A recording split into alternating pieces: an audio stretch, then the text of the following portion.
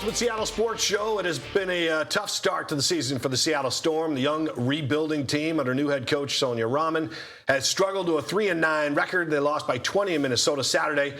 They do play in Vegas tonight. It's going to take some time. They have the third youngest roster in the WNBA, so some patience is definitely needed. Yeah, the Seattle Seawolves put on a great show last night at Starfire. Seawolves beat the California Legion 33-19. Place was packed for this one, by the way. This wasn't the highlights, but we always want to show you some Seawolves fun. But they won 33-19, Paul.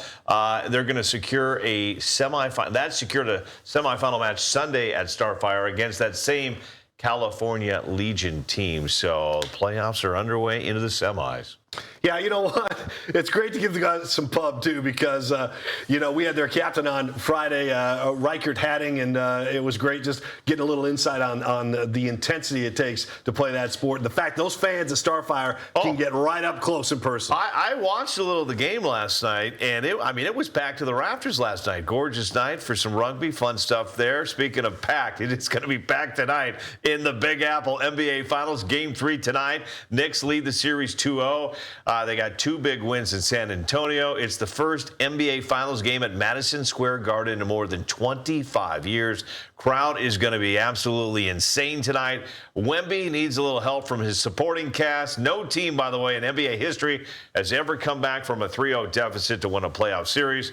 Spurs pretty much need to win tonight, Paul. All right, let's talk some hockey because what's going on there is almost ridiculous. The Stanley Cup Finals have been off the hook. Vegas leads Carolina 2-1 after a ridiculous game Saturday night. The Hurricanes rallied from 4-0 down in the final 12 minutes of the game. They go to overtime tied at 4 before the Hurricanes score an own goal in the second overtime and lose to Vegas 5-4. Carolina's Sean Walker deflected a puck past his own goalie, Frederick Anderson, and that's how it ended. Game 4 is tonight, or tomorrow night, I should say, in Vegas. So a lot to look forward to for hockey fans. After turning himself in for sports gambling, Brendan Sorsby will not receive the initial ban from playing college football this year. Judge in District County in Lubbock County, Texas, has granted the injunction requested by the Texas Tech QB. He's going to get a 2-game suspension instead of a full season. So that's good for him. My final drive, we're going to finish in the prep ranks, and this is absolutely amazing to me, Paul.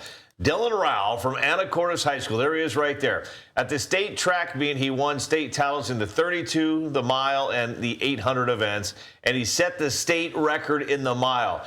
This past weekend at the Brooks Running PR meet, Dylan broke 4 minutes in the race. He finished the mile with a time of 3 minutes, 59.93 seconds. Next year, he's going to run for Gonzaga. How about this? Under 1% of the population, only 1% of the population can run a mile under 5 minutes.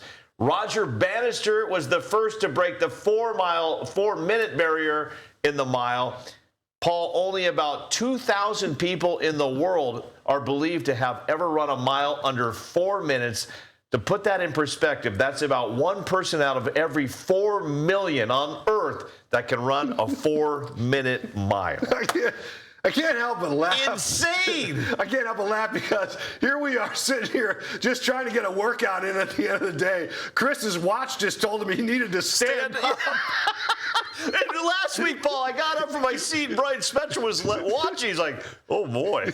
He's struggling there. This kid from Anacortes, 3 minutes, 59 seconds in the mile. All I can say is congratulations, man. Absolutely amazing. It's so impressive, man. It really is impressive. Dylan Rowell from Anacortes High School, congratulations to you. I love the fact that, when you put that number up there, it's 3:59.93. He dove across the finish line because I think he sensed he was so close to breaking the 4-minute barrier that he just dove. He gave everything and collapsed at the finish line. Absolutely amazing. And there's some, we talked about it before on King 5 Sports. There's a youngster, a 9th grader from Olympia High School that's near that already, and he's only in the 9th grade. So to see these kids running these times right now, amazing to me. Breaking 4 minutes, and I don't know. How fast can they go? We'll be dead before they break a 3. I think in college, our tennis team had to do a 12-minute mile. Oh, that's true. You used to go out there in gym class and run a 12-minute run. How far can you go? I don't know. 4 laps? Yeah. No, thanks for taking me back to those sad high school athletic days. That's it for us here on the Ultimate Seattle Sports Show. You can join us weekdays at 10 a.m. on Kong, live streaming on the King 5 app, or on demand on king5.com. Watch us whenever you want, if you want. That's it for us. See you tomorrow.